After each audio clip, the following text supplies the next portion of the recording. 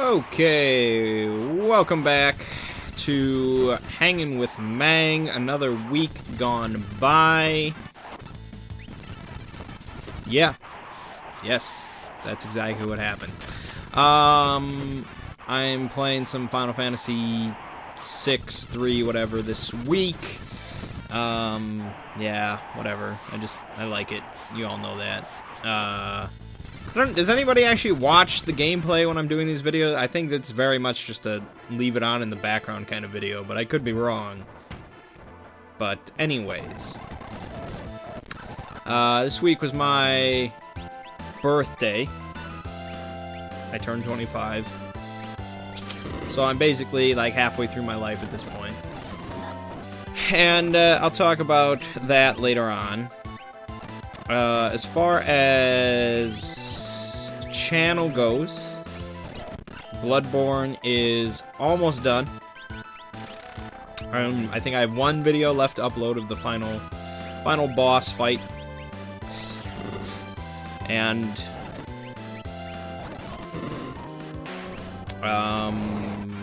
yeah, so once that's done, I think we'll be able to kind of stabilize. But right now, as of this moment, I have, let's see, four videos I think I need to upload. 4 or 5, something like that. And so yeah, that's kind of what's gonna happen this week. Again, like, I probably don't really need to record much this week, but I will, because Axiom Verge, I recorded a second video of that, and that is a very cool game.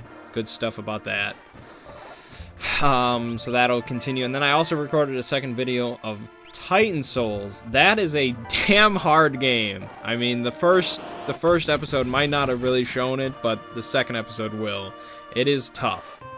And so I kind of talked about that a little bit during the video, but it's kind of, I think, a niche title.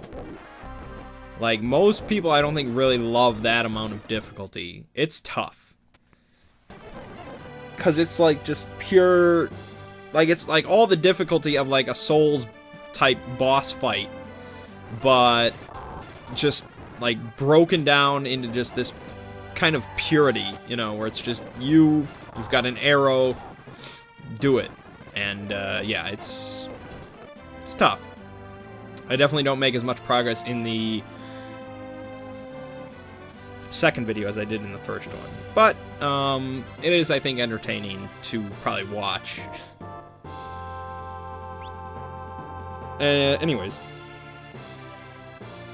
So, yeah, those 2 indie games will continue, and the final episode of Bloodborne will come up, and then there'll probably be some more Duelist, especially when the patch comes out.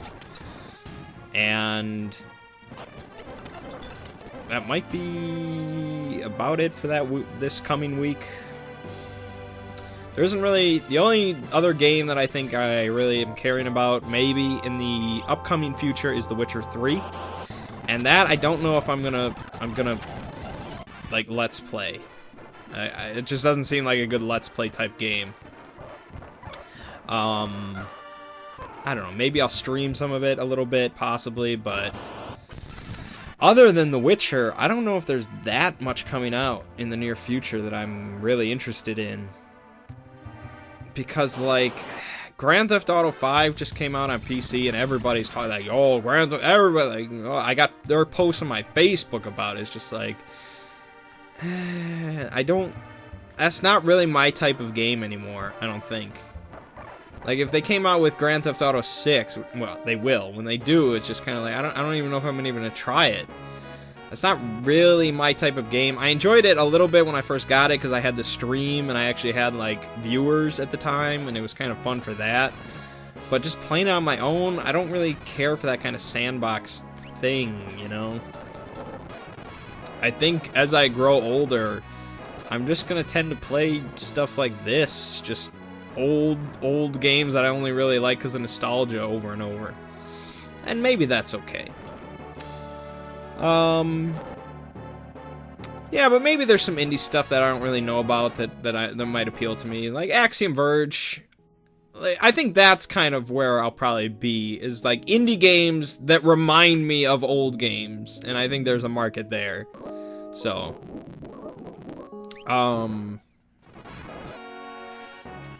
yeah, I think that might be it. So, if there's any cool indie games coming out that you want me to know about, please let me know, because I don't know everything about everything. I'm amazed I remembered about Titan Souls, and actually I didn't remember. I just happened to look at Steam. Yeah, so that's that.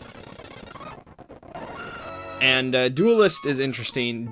Man, if you watched the previous video of Duelist, you know how I kind of feel about it right now. But if you didn't, it's just like, I want to love Duelist so much. Like, I want this to be like what I really play, what I stream all the time, like what I can get really well known for just being a big Duelist player. But it's just like, it doesn't want me to, you know?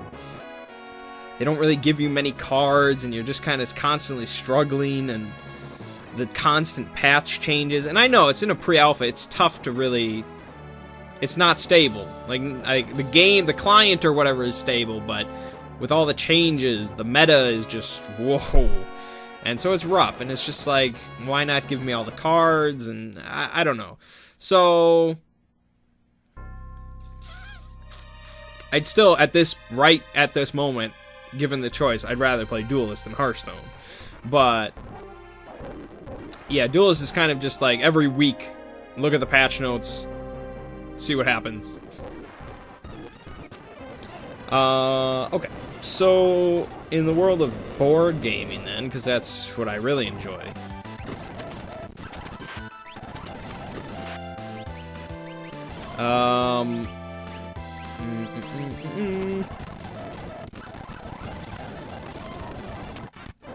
What did we do? Okay, Friday night, it was a family game night, and for my birthday, I had just gotten the expansion for Lords of Waterdeep, and apparently a lot of people say the expansion, like, fixes all the kind of small problems that the base game has, as good expansions tend to do. They say it's a good expansion. And so I was like, alright, this is going to be great. I'll bring it over for family game night, because they'd have already played Lords of Waterdeep. They're familiar with it, so it would be good. And then I find out that my nephew is coming with us, and he's kind of a doofy. Not, you know, not the brightest star in the sky. So I have to kind of bring lighter games, which kind of rules Lords of Waterdeep out. Maybe he could have handled it, but it's just like, with the expansion, probably not, so... Fine. So I actually was going to bring over Ink and Gold, which I had also just gotten for my birthday, but I forgot about, like, because I had just gotten it, I didn't even think about it, which is weird, like, you know, I don't know. For some reason I forgot about it. I guess I put it to the side, I forgot about it. But that would have been a good choice. That's from, like, the same box set. It's kind of from the same set of games as For Sale. And everybody knows how good of a light filler For Sale is. So, I wanted to try Ink and Gold. But I forgot. So I brought King of Tokyo, which I've played, but not a whole lot. And it's, you know, as far as light family games go, it's pretty damn good.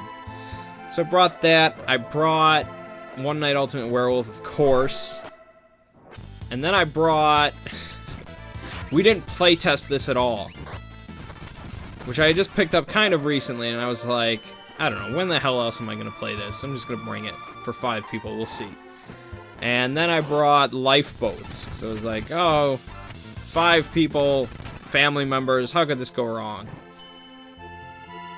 So we started with King of Tokyo, which went over well. My nephew, I think, liked it better than anybody else. I just have the base game, and I actually just ordered the expansion after playing it again on Friday. I ordered the power-up expansion because they say it's, like, mandatory. And I can see why. The King of Tokyo by itself is very basic. And it's also very swingy. I was out of Tokyo. I had 6 health out of, you know, a possible 10. And I was like, okay, you know, I'm pretty good. 6 health. We're okay. And then next turn was my nephew, and he rolls 6 attack, and he's in Tokyo. So he does 6 attack to everybody outside of Tokyo. It's just like, well, I'm done. You know, and it's just like, this is like near the start of the game, and it's just like, okay, now I have to sit there the whole time. And I don't know if the expansion fixes that or anything like that, but it was just kind of like, wow. you really don't expect that, and then it's just, you're out. You're eliminated. And so games with player elimination are not incredibly popular. And so that was weird, but I think it's still a solid family game, because it's pretty much anybody can understand it. And games don't really, even if you do get eliminated early on, games don't tend to take that long. We didn't really use the cards at all. Like, I was the only one going for the cards. I was like, oh, I need energy. Look at all these cards. I know that you can get some great cards. You can really do stuff. But I got eliminated like both games quite quickly before I could do anything. And so the other players didn't really go for the cards at all. They were just attacking and healing, and that was basically it. Occasionally go for victory points. And so I think both games just ended with people dying. Like, we didn't get to 20 at all. So I think, based on how your players are, I think games could go on for a bit longer. There could be a bit more strategy with the cards involved and all kind of that. But if everybody's just attack, attack, attack, then yeah, games are going to be pretty quick and kind of mindless. So that's that. Okay, and then we moved on to, we didn't playtest this at all. And I was just like, this game is really freaking random and, you know, crazy. We'll just try it out. Don't worry too much about winning or anything like that. It's just kind of crazy. And, yeah, that's basically what it was. If you've never heard of this game,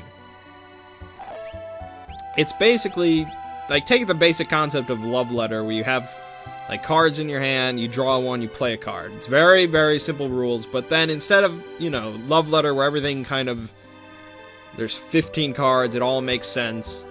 We Didn't Play This at All has, like, 200 cards, or, probably not that many. Maybe, like, 100 cards. And all of them are just random, somewhat lolsy kind of cards, where it's just kind of like LOL random cards. But one, like, a card might just be, you know, play this in front of an opponent, they lose, you know, something like something like that, where it's just kind of, or it's just like play a bomb in front of you and then take another turn. If there are 4 bombs on the table, everybody loses. You know, stuff. It's just kind of random craziness. But it's kind of like Munchkin, I guess, but it's much shorter. Like a game of We Didn't Playtest This might take 2 minutes or even less. And so we played basically like 2 games of it, and then we're just like, okay, move on. And basically, I think it's best if you're drunk. If everybody's drunk, that's probably a freaking hilarious game. But for just a bunch of sober family members, 5 of us sitting there wanting to play games, not the greatest choice. But I had to see what it was like, even though I kind of already knew. Okay, and then we moved on to Lifeboats. This is a game I've had for a while, and Lifeboats was described to me when I first was looking into it as basically like Diplomacy Light.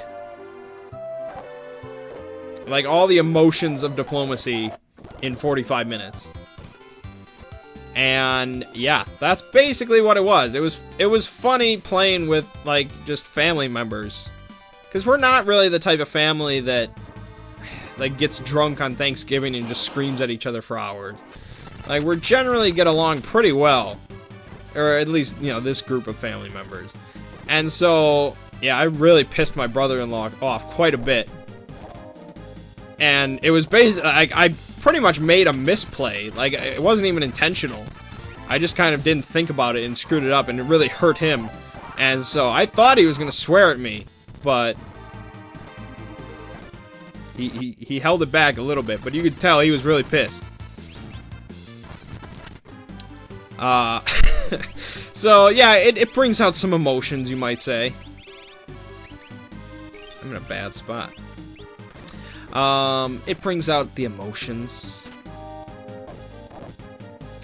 And so, well, I guess I can describe it. Basically, in lifeboats, you have each player puts down their color lifeboat. You're next to a sinking ship, so everybody has a lifeboat. And then you each get a certain number of sailors and a certain number of officers. And you kind of distribute these amongst the lifeboats, so everybody's kind of in different lifeboats. You're not all just in your lifeboat. And then every round, you have to... It's basically like a voting game. Like, everybody has voting cards for each color, and so you vote which lifeboat gets a leak. Okay? So there's little holes on each lifeboat that can be filled up by water. Just like they can be filled up with people. And so if you vote to have a leak in a full lifeboat, then you have to vote on which person gets thrown overboard. So you can already tell how tensions can rise from this shit. And then after you do that, then you get to vote which lifeboat moves forward, because you're trying to move to the islands nearby. And so you want... And then after that, you pick one boat to move forward for that turn, and then you move some of your sailors around. So it's not just static. Each person is in each lifeboat till they arrive on an island or die. Like, people are constantly switching around, so there's a lot of switching loyalties. And yeah, it's pretty hilarious. I would definitely, if I had the choice between diplomacy and lifeboats, I'll probably pick lifeboats every single time, just because it's much shorter. But yeah, it can be quite mean. Tensions will rise. But, you know, we didn't get too angry, we didn't get too crazy. But yeah, I definitely pissed off my brother-in-law pretty good. I think if you have a group, like, you have an entire group of people, and they really, like, care about winning, like, if we had a full group of studs... yeah, we would probably get into we'd get into fisticuffs at some point. But, yeah, that was interesting. And then we played One Night Ultimate Werewolf, which I think we're kind of starting to...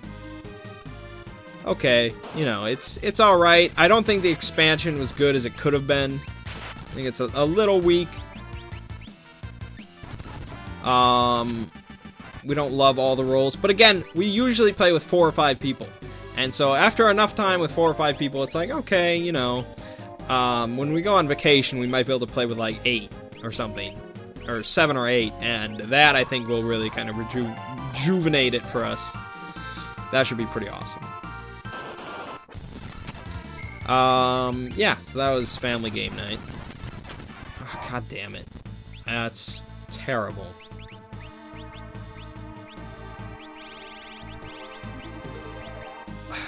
Okay. This will be interesting. I don't know why I didn't have that the whole time. Blah, blah, blah. Anyways. Okay, so then today for board game day, we played...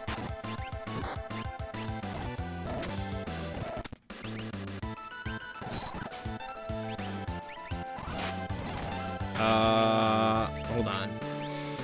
I'm probably gonna end the game here.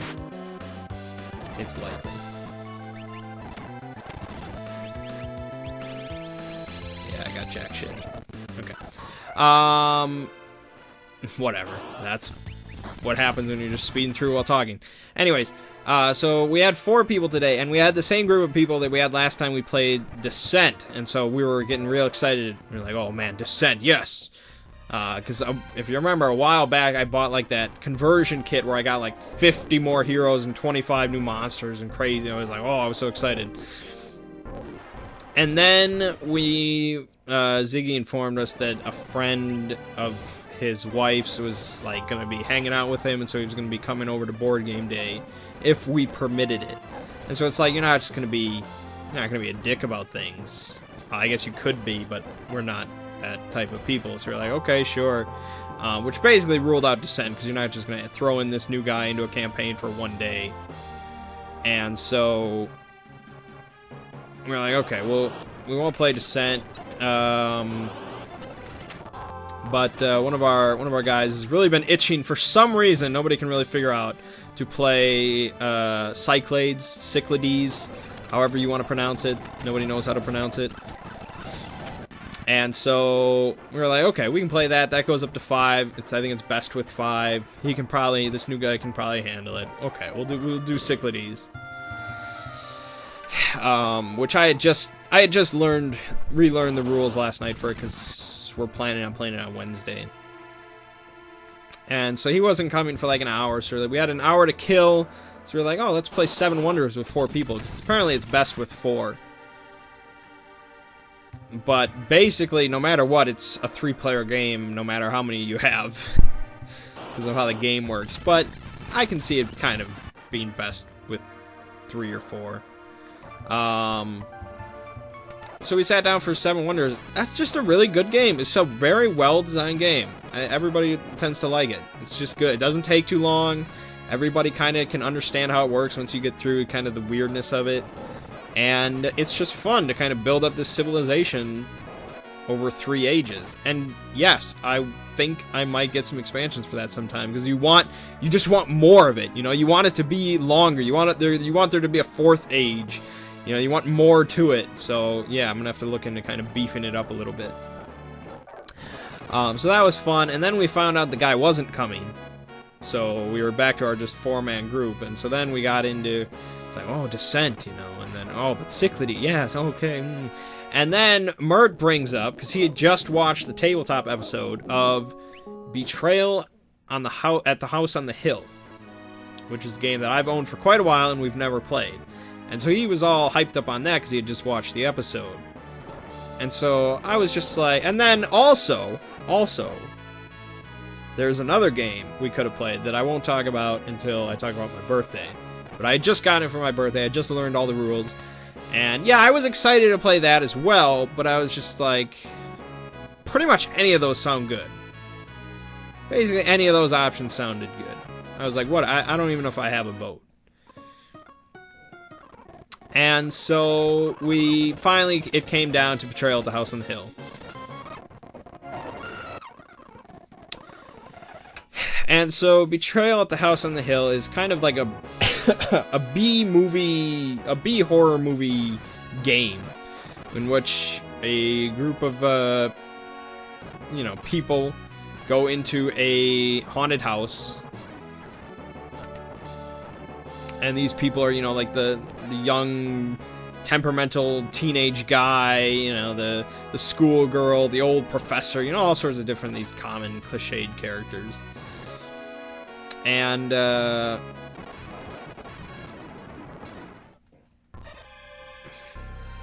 they go into this house, they kind of explore around the house, they have different events, and it's all kind of spooky events. And there's different omen events, and they can find these items, relics, and all sorts of different stuff like that. And eventually, the haunt is triggered, in which case, generally, like, one person will be a traitor to the rest of the group. So it kind of turns into everybody against one.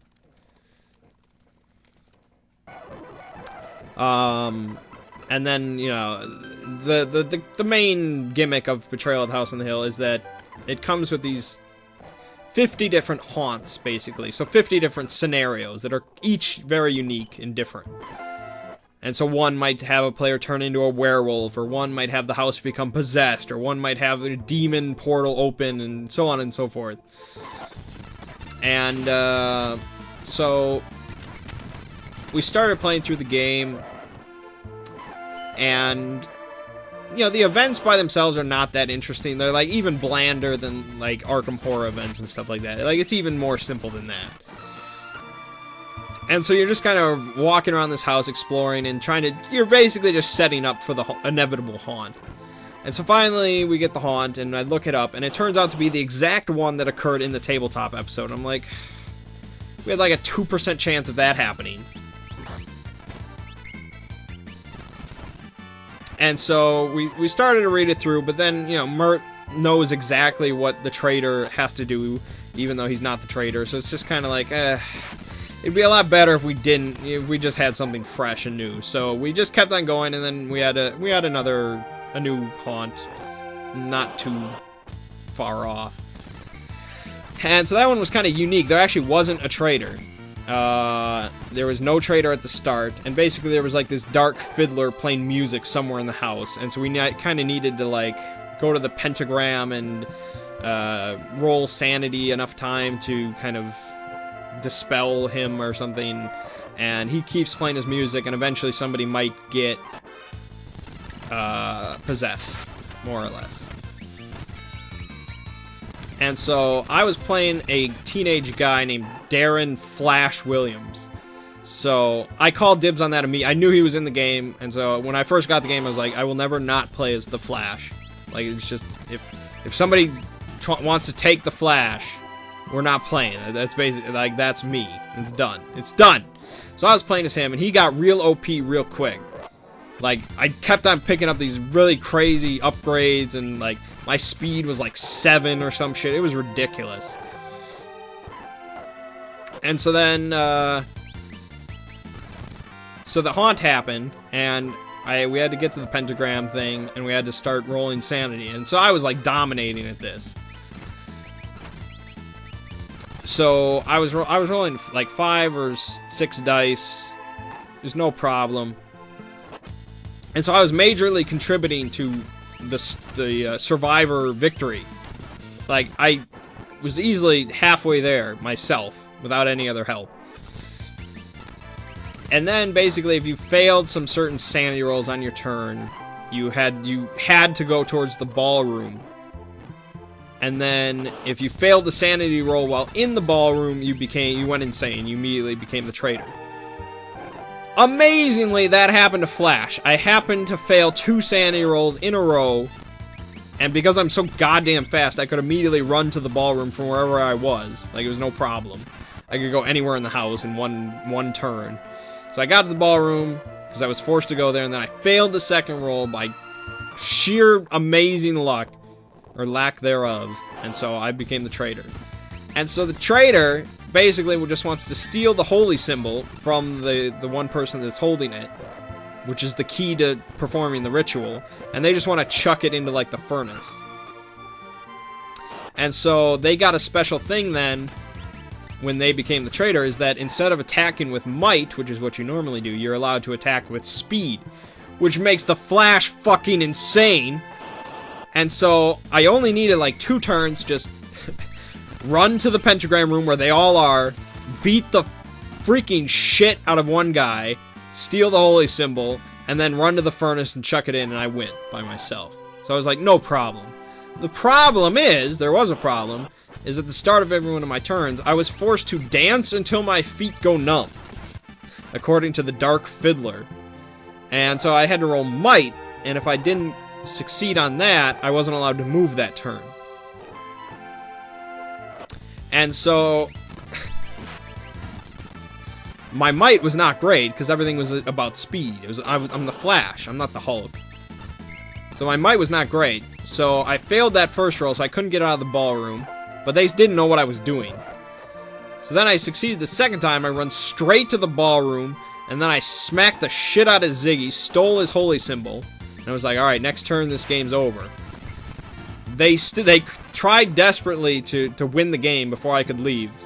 My next turn, I failed the might roll, so I couldn't leave the ballroom, and then finally got back around to Ziggy, and or maybe somebody before him, and they succeeded, because I had already majorly contributed to them winning. So I basically screwed the game for myself, because I was the survivor for too long. If I had just let myself become insane, I would have dominated right away. They would have had no chance. But because I contributed so much, yeah. Because I was like, there's no way I'm going to go insane. I got so much sanity, it's ridiculous. But then, nope, shitty rolls. So that was very interesting.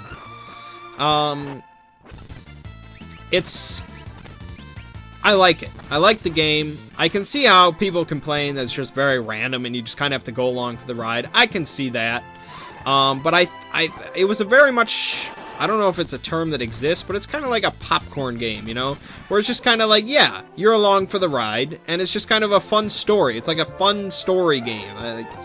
Kind of like Arkham Horror, Eldritch Horror, something like that, where it's just kind of like, yeah, maybe you didn't have a chance at all the whole time, but it's memorable, it's funny, just play it. Like, I guess people that just really care about winning, it's probably not a game for them, but if you just like having the story there, I think it's a good choice.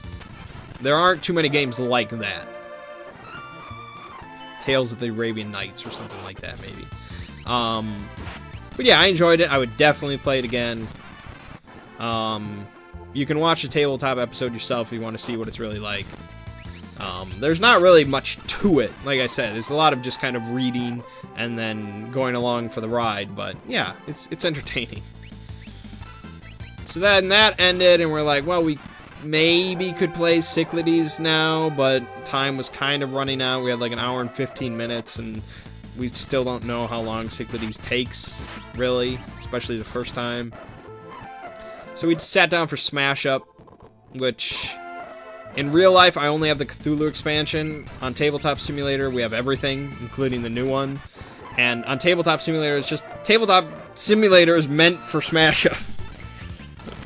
Like, it's just so much easier and better on there, surprisingly. But it's still a fine game in real life. And so we picked randomly, and I got Pirates Dinosaurs, which I was just not really happy about. I like dinosaurs, but pirates, I'm just not a piratey guy, you know? But I ended up winning barely. Technically, I tied with Ziggy, but since he had more madness, we ruled that he lost, because people had to go, so we're just like, whatever. So I guess I won, or at best tied, but yeah, I still like Smash Up, but I probably would have preferred to play Sentinels. But yeah. Okay, so I ordered some more game. Occasionally, I guess I just get in the mood to order more games. I guess when I haven't bought anything in a while, even though it was just my birthday and I got games. I ordered the board game based on the hit television show Spartacus. I was really looking into negotiation games. Because, like, that's really what I think our group really enjoys, is negotiation stuff. And so, Chinatown, obviously, is one of our favorite games. We really love Chinatown. We want more of Chinatown. So I was really looking into negotiation games, stuff like that. And so people mention Lords of Vegas. And yeah, in Lords of Vegas you can make trades and deals, but it's not nearly as beneficial or as important as in Chinatown. And so it's like, Lords of Vegas, yeah, okay, but what else you got? And so I went to a list on Board Game Geek, and somebody mentioned on that list was Spartacus. And I was like, oh, I remember Spartacus. Like, I'd heard talk of it before. Because I remember Shut Up and Sit Down did a video of it. And so I rewatched that. And I was like, this seems like maybe our kind of game. This seems like pretty fun. Because I'm just looking at, like, the box art, where it's just a picture of, like, Spartacus, and he's holding a sword, and it's just, like, based on the show, it's like, ugh. And I've never seen the show, so double, ugh. Like, there's no way this is good. But, no, apparently it's very little based around just gladiatorial fights. Like, there's a lot of backstabbing and politics and intrigue going on in the background, but then you can also do the gladiatorial fights, and then you can also bet on them, and there's influence and all sorts of stuff like that. And it seemed like this, like, negotiation and backstab, this seems like our kind of game. So I was like, you know what, sure, I'll order. It was like $25, whatever. Just so I can show the cover to people, and they're like, ugh! Why would we play Spartacus? But like, no, we're gonna play Spartacus. So I ordered that. I ordered the King of Tokyo expansion Power Up, which, yeah, based on my understanding, it seems pretty mandatory. And then I ordered, well, actually I didn't order yet. I arranged for an order, but I didn't place it yet, I don't think. It was for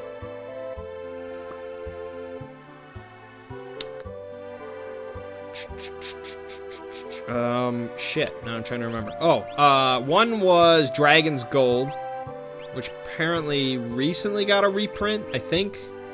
Maybe I'm mistaken in that.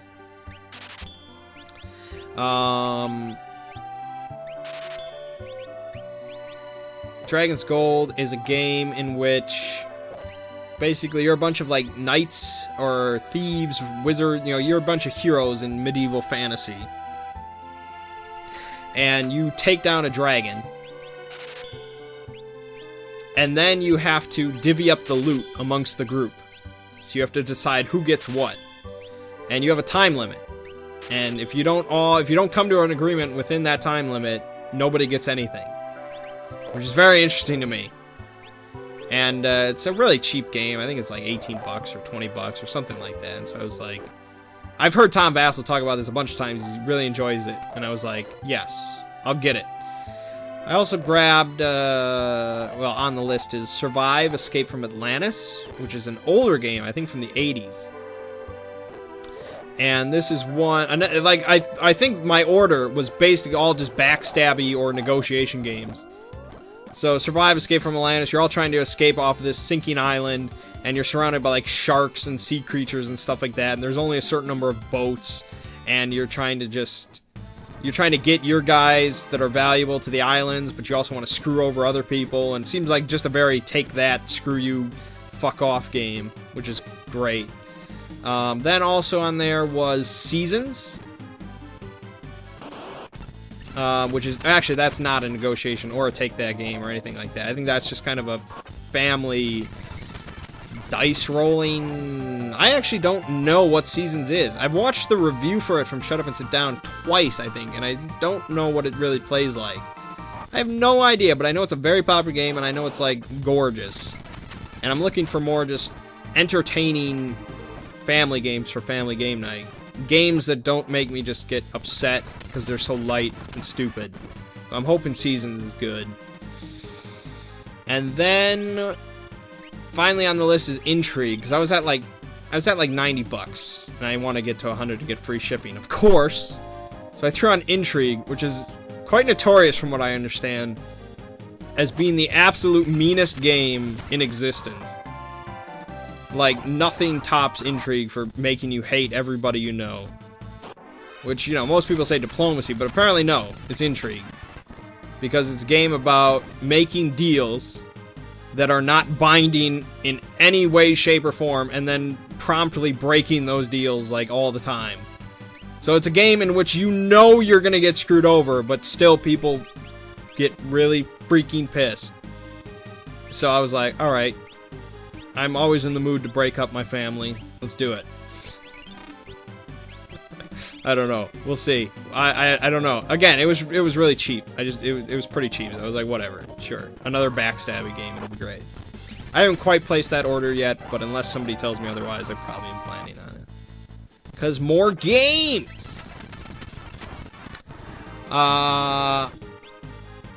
Okay, so then on Tuesday, I went to go see a movie at the theater, and it was a horror movie. And I managed to convince a couple friends to go with me, just because I was like, hey, it's my birthday this week. I don't ask you to go to many horror movies. Just do this for me this one time, because it's really highly rated. And so they went with, and the movie was called It Follows. Fan-freaking-tastic movie. Like, if you have any interest in horror movies other than just, like, bullshit gore porn nonsense, I recommend seeing It Follows. It's very highly acclaimed, and I can see why. It Follows is the story of a 19-year-old girl named Jay, who was apparently in a movie called The Guest, which I never saw. I don't even know if it's very good. And she's in this movie. And according to Wikipedia, she's labeled as a Scream Queen. And I was like, if that's all it takes to become a Scream Queen, that's just bullshit. You can make porno stars Scream Queens.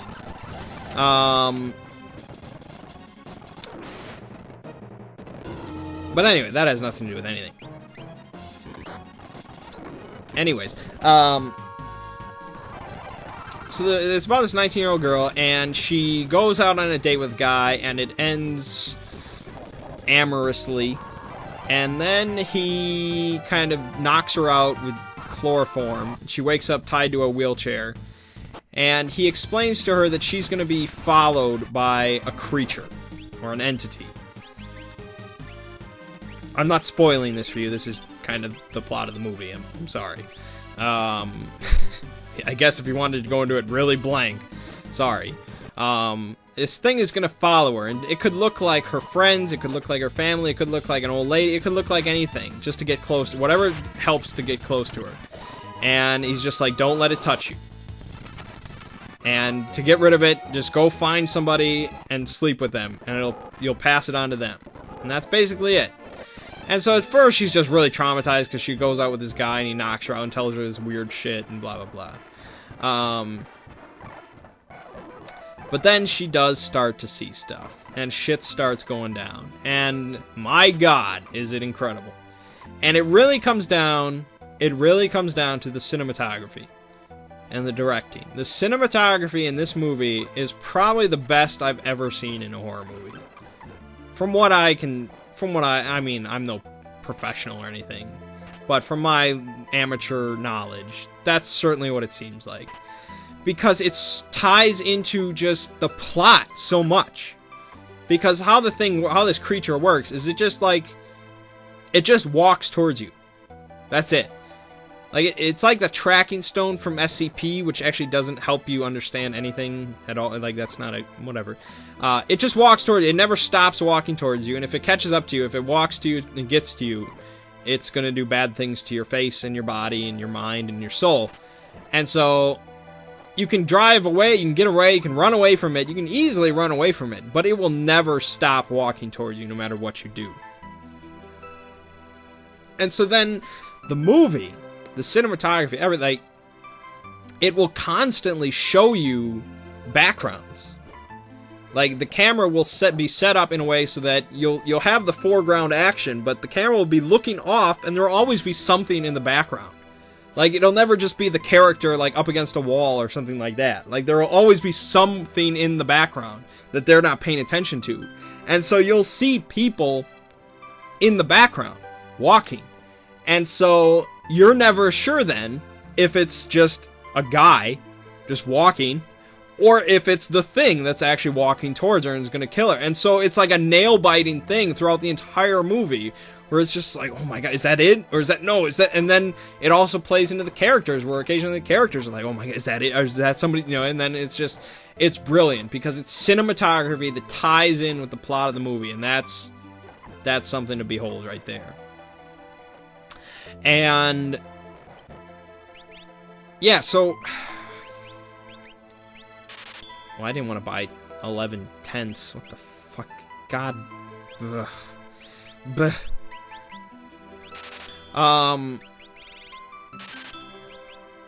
So yeah, really, really incredible cinematography. I really like the plot. I like the music most of the time. Some of the times it was obnoxious, but most of the time it was pretty, like, it was very kind of original stuff. It was good. The acting was kind of just okay. It wasn't crazy good acting or anything like that. It was passable. It wasn't Mangg's movie stuff. And yeah, so damn good. Like, I was just like, at one point I just sat there and I had to say, just kind of out loud, I was like, that's fucking brilliant. Like, I had to just say it out loud.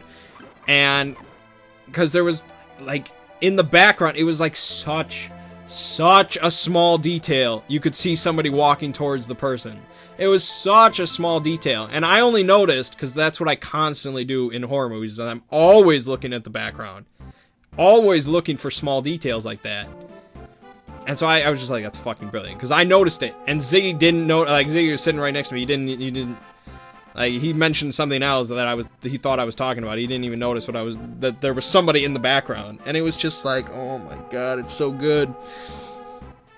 And so that's my problem with, like, James Wan's movies, his horror movies, is he never pays any attention to what's going on in the background. And if he does, he points it out to you very blatantly about 5 seconds later.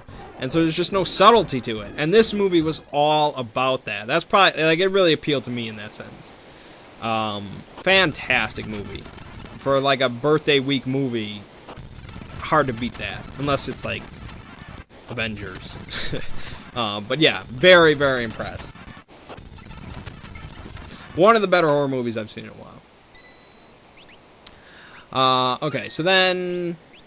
Okay, so Thursday, it was my birthday.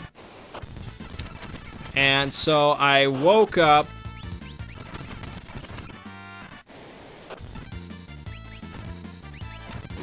hold on. I woke up... I don't want to get caught in this loop.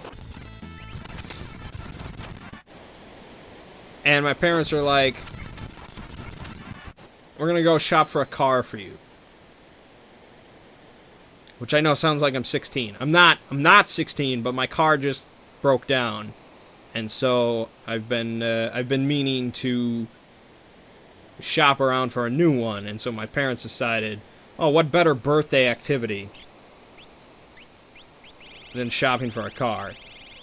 And so they were like, we already looked into some, we're gonna go check them out. And so I was like, alright, fine.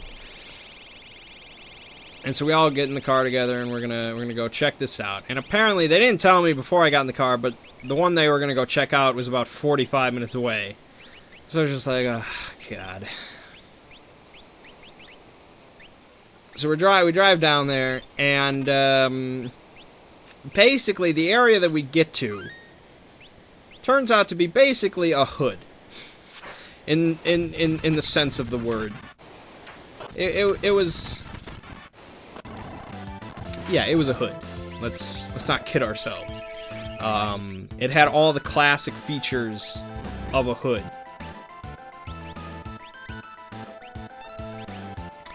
And so I was like, well, this is good. Because we're shopping for we were shopping for a 2007 Buick Lucerne. Which is not... It's not really like, you know, just a... It doesn't seem like a hood vehicle, I guess. Like, I don't know how I want to really phrase this, but you know what I'm saying. Like, it's not really a luxury vehicle, but it's closer to that than a hood vehicle. And so I was like, this is going to be a drug dealer's car, isn't it? And they were like, well, it might be. And so we get to the address. Oh, this is off Craigslist. I should mention that. This is all off Craigslist. So we get to the address that the guy mentioned when my dad talked to him on the phone. We pull up, and it's a bar. It's a bar. It's a bar. And the car is obviously not in sight, nowhere near, and the guy on the phone apparently mentioned that he owned a car wash. There was no car wash in sight. So we're like, this is weird. So we walk through this big parking lot to get to the bar, and I see a sandal on the ground in front of me. Just a sandal. Just like a flip-flop. And then like 20 feet away from it, I see the other sandal. And I'm like, well, that's nice. And then like 5 feet from that, I see like a discarded bra. And I'm like, where the hell are we buying this car?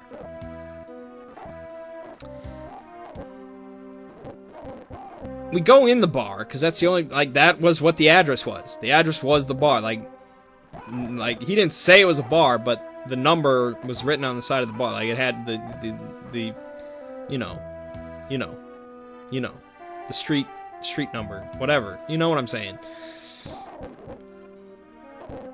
So we go in there, and my dad's like, the bartender's just like cleaning glasses, and like he's the only one in there, because it's like noon.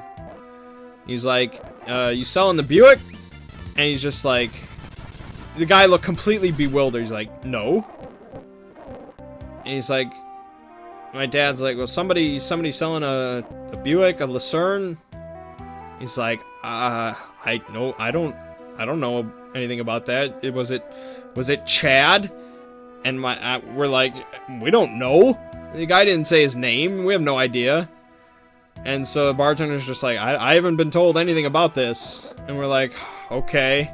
So we go back outside. We try calling the guy again. He doesn't answer. So we're just like, well, we're in the middle of the hood. This guy's not answering his phone, and we have no idea. We have no idea. So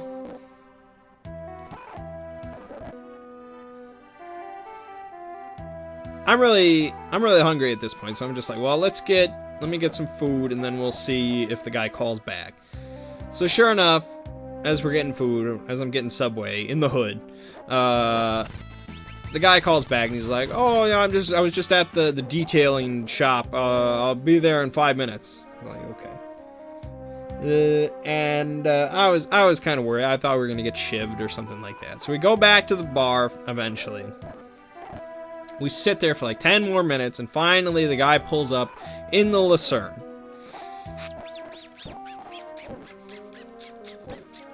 And so we go through the parking lot, and he parks like right next to the discarded bra. And it's not like you're not gonna mention the bra being there, but it's there, and we can all see it. He probably saw it. He's not gonna say anything. And so the guy was the guy was black. I'm not implying anything. And, I'm just saying we're in the hood. It's mostly populated by blacks. I'm not being elitist. But I think percentage-wise, if you had a chart, like a pie chart, I think percentage of drug dealers in the hood, there's probably more blacks than white. Again, I don't have any evidence to back that up. That is my own deep-seated prejudices. I don't know. Maybe I'm very much in the wrong, but anyways, the guy was black. What am I? It doesn't matter. And he comes out of the Lucerne, and he's got just like he's got like a black t-shirt on that had it looked like graffiti on his shirt. I don't know what it even said. And he's wearing sweatpants, and he's got like an iPhone on his hip. I don't even know how the phone was attached to the sweatpants. I have no idea. I was kind of impressed, to be honest. And so this guy, like, you could barely understand the guy. He was very much... He was hood. He was a hood dude. And so I'm kind of worried. And so we started looking over the vehicle, and the vehicle looks... overall, it looks damn good. Like, it looks in very good condition for 2007 with 160,000 miles on it.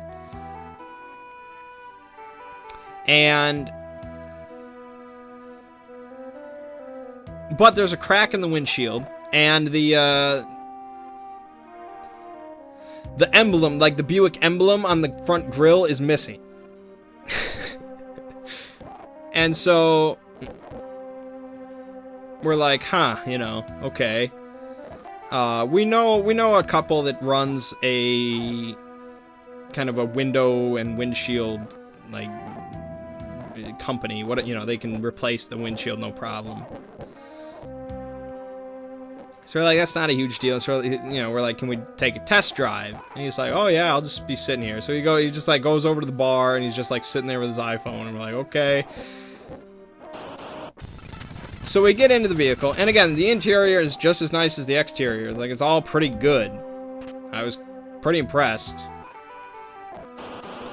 And my dad sits down, like, I told my dad to drive, because it's like, what the hell do I know? My dad might know more than I do, so I was like, you drive, I'll just sit here.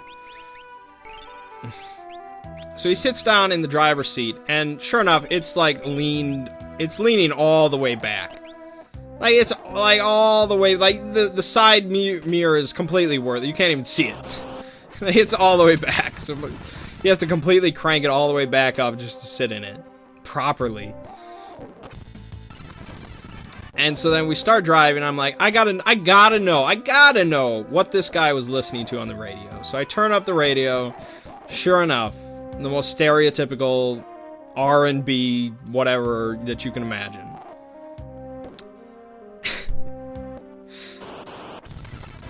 And so I'm like, yeah, well, I'm not surprised, I guess. Leaning back in his driver's seat, listening to R&B. All right, we're in the hood, great. So we keep driving. The vehicle seems absolutely fine, no issues. And I'm looking around, like I'm looking in the glove compartment, completely bare, empty. All the side pockets on the doors and stuff, completely empty. There's no manual. I don't know where the hell that went. And so then I get to, like, the middle compartment. You know, like, there's some cars have, like, a middle section you can pop open and you can store stuff in there. So I pop that open, and what do I see staring up at me? Take a guess right now. You will not guess the correct answer. I guarantee it. I guarantee you'll not guess the correct answer. Staring up at me is the face of Mr. Michael Bolton from his Christmas album.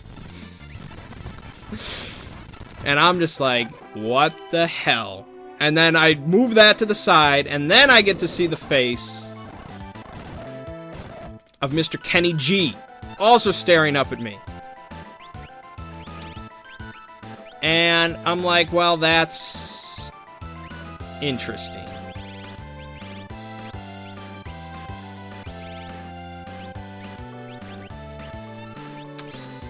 And, I'm like, basically, I think I said out loud, I'm like, there's no way these are his.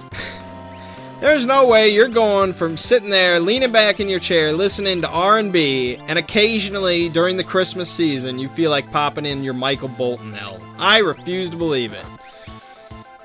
Maybe that's being very judgmental, but sue me. And so I'm like, well, whatever. This car has probably been stolen from somewhere. Whatever. So we finished the test drive, and again, it drives absolutely fine. It's no problem. And so we get back, and we're like, okay, it runs fine.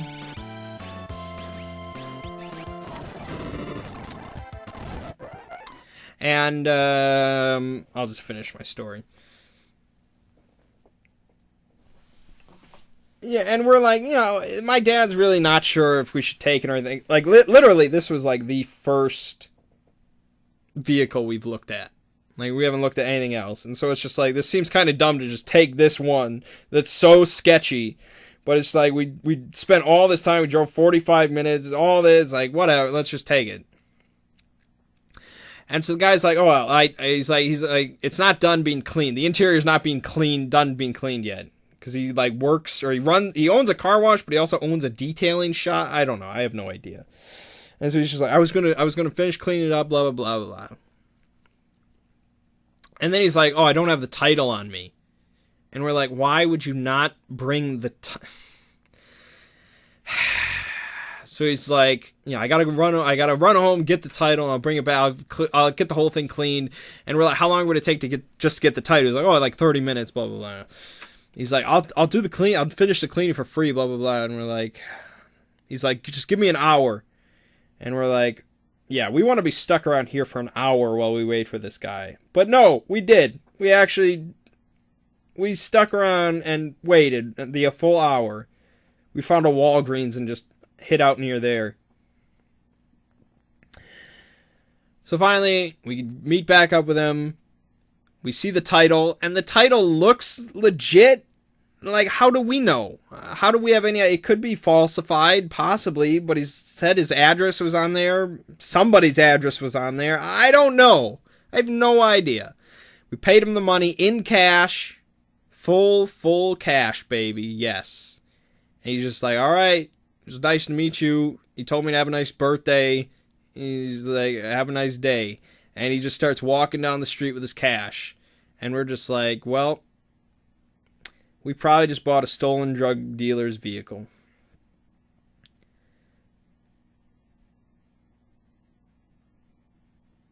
And, okay, so, we did find a stub from somewhere in the vehicle for a Michigan casino. Maybe that doesn't mean anything. I don't know how this vehicle got 160,000 miles on it in 8 years.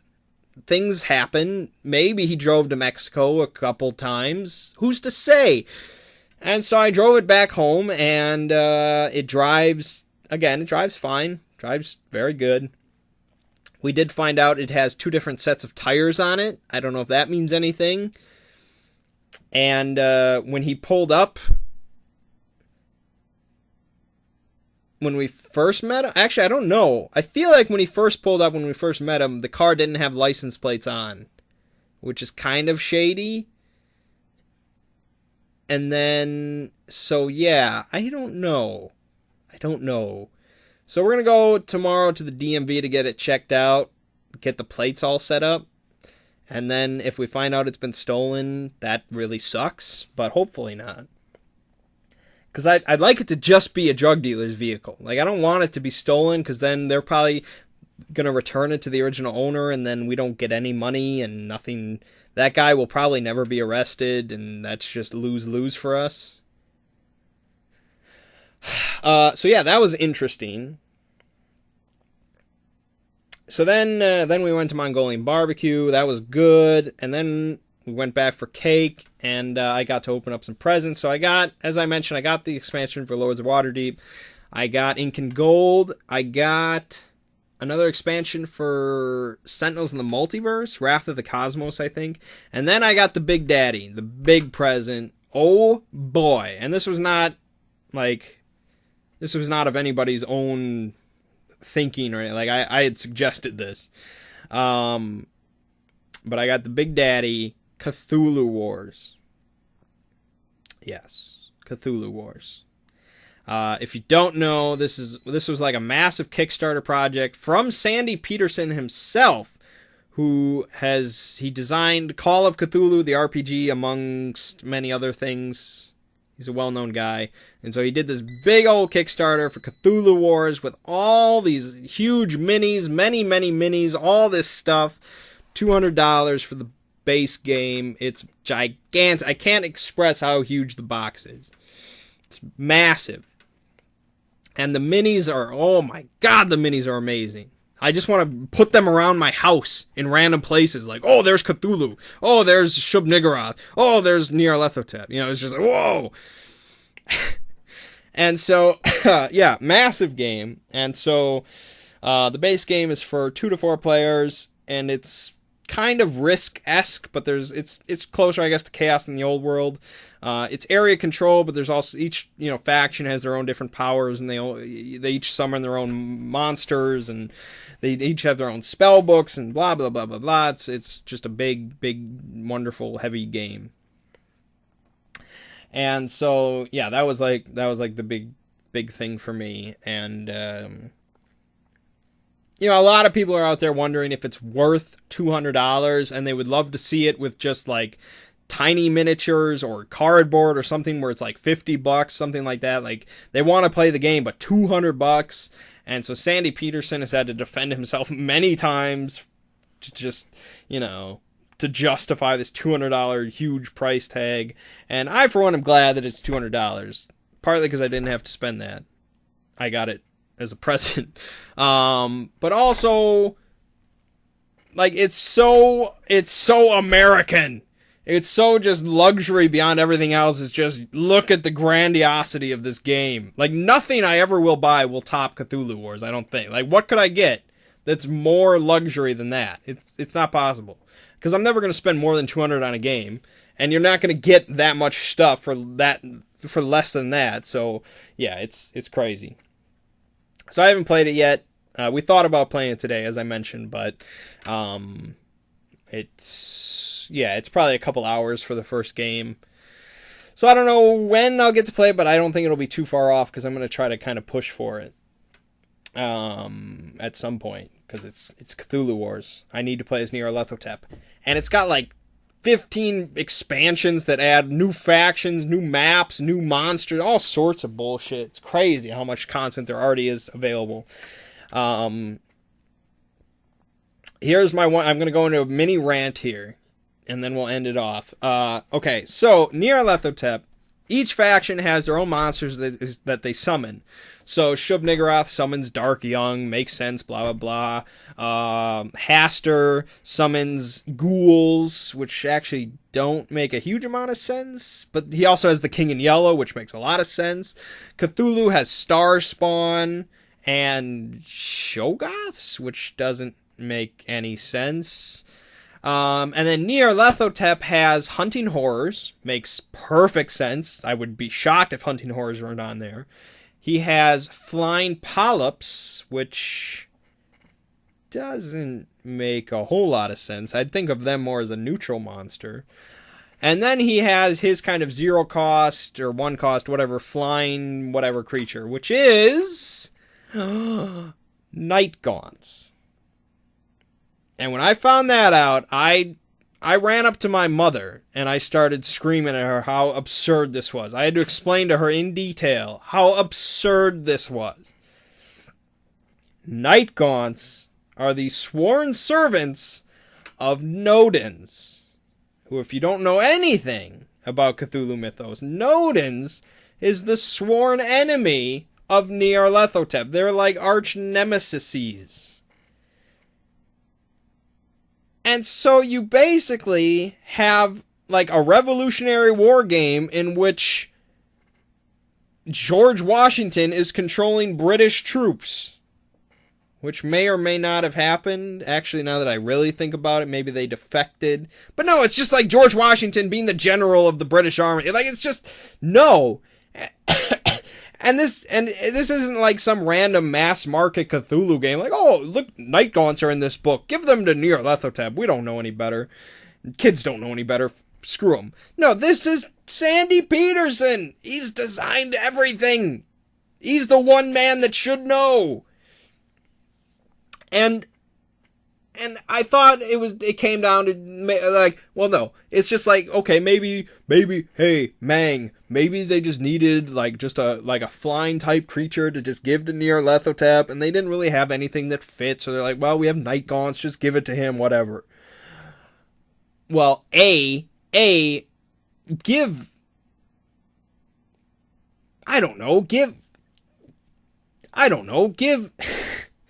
now I'm trying to think of what makes sense, but I don't know. There has to be something else. There would be anything other than Night Gaunts belonging to Nyarlathotep. Like, it just doesn't make any sense. But no, here's the problem.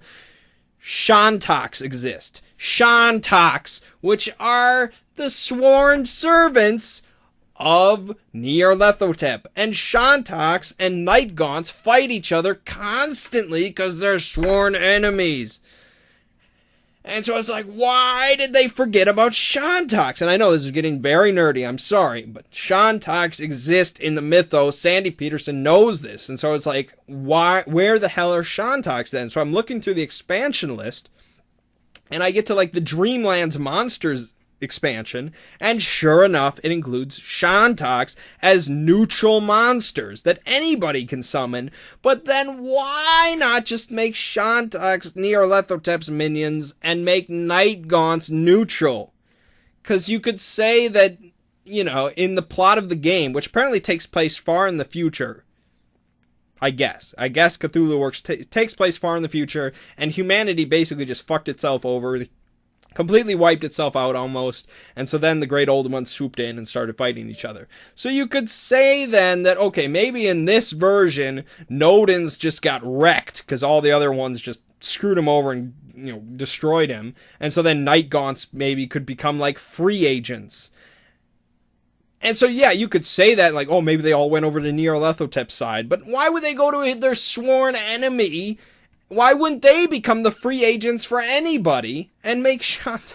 Like, why are Shantoks like, oh, Nyarlathotep, nah, we don't like that guy. We're going to work for everybody else.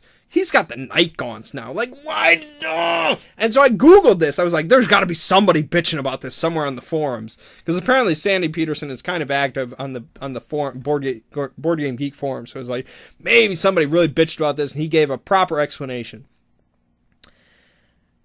No, not one person has ever mentioned this anywhere on the Cthulhu Wars forums or anywhere else. And I was like, this is outrageous. Like, I almost want to make a post bitching about this, but I really feel like Sandy Peterson would just come in and he would link like the Simpsons clip where the guy asks the voice actress from Itchy and Scratchy about like the sound of his ribs playing like a xylophone or something like that, and I would just be like, I know it's like the nerdiest thing I've ever bitched about, but I just don't understand the rationale. And I don't especially understand it from Sandy Peterson. I don't get it, and it bugs me, and I will never refer to Nyarlathotep's minions as Night Gaunts. I will call them Shantoks, because fuck you.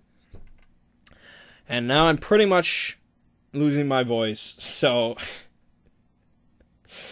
oh, man. I'm sorry, that got real nerdy. So anyways, when I do finally play Cthulhu Wars, I'll tell you all about it. Of course, I'll be playing as Nyarlathotep the first time, because he's my bro. He's my bro, but I will definitely check out Hastur as well, because he's my secondary bro. I will probably never play as Shub-Niggurath, because that's kind of just lame. I don't know, they all seem actually kind of cool in their own way. And there's like all these expansions to add Yogg-Sothoth, and come to think of it, why don't you put Yogg in the game instead of Shub-Niggurath? That made no sense, but okay. Azathoth is also an expansion as like a neutral one that anybody could like summon. And I like that. I like that nobody gets to actually just be Azathoth. Because that makes... If they did that, then this rant would be like half an hour long. Anyways, so yes, expect the final episode of Bloodborne to come real soon. Axiom Verge, Titan Souls, that's coming. Probably more Duelist. There will not be a role-manging and Secrets role-manging, at least tonight and tomorrow night. Maybe we're going to play sometime during the weekend, but we're not playing tonight, just for the record. I'm about done talking. This has been going on for a while, and I haven't even been playing the game. So, my name is Mangg. This has been Hanging with Mangg. And they're Shantoks.